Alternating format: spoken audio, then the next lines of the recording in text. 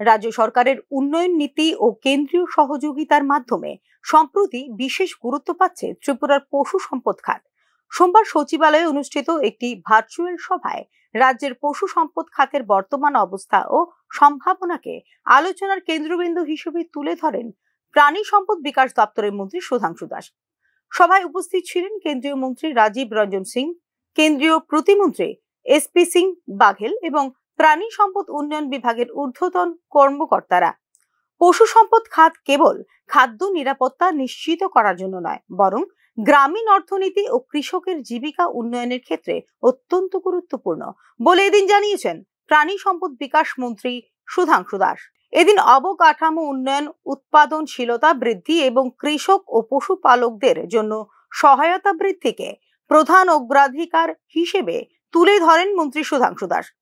ত্রিপুরার গ্রামীণ অর্থনীতির একটি বড় অংশই পশুপালন ও দুগ্ধজাত পণ্যের উপর নির্ভরশীল। সরকারি উদ্যোগে আধুনিক প্রযুক্তি ও উন্নত পশু চিকিৎসা পরিষেবার মাধ্যমে এই খাতের উৎপাদনশীলতা বৃদ্ধি নেওয়া হয়েছে পরিকল্পনা। পাশাপাশি কৃষক ও পশুপালকদের জন্য বর্ধিত সহায়তা এবং প্রশিক্ষণ প্রয়োগ করলে নিশ্চিত করা সম্ভব টেকসই পশুপালন বলে এদিনের ভার্চুয়াল বৈঠকে জানিয়েছেন মন্ত্রী সুধাংশু দাস।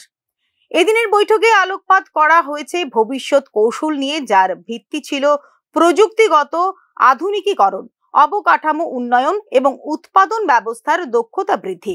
এই পদক্ষেপগুলির সার্থক বাস্তবায়ন কেবল রাজ্যের অর্থনীতিকে শক্তিশালী করবে না, বরং গ্রামীণ জীবনের মান উন্নয়নে গুরুত্বপূর্ণ অবদান রাখবে বলে এদিন জানিয়েছেন প্রাণী সম্পদ বিকাশ দপ্তরের মন্ত্রী Sudhanshu Das.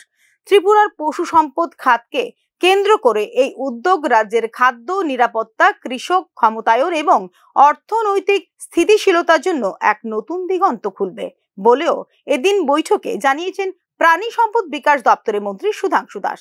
Bureau report, news now.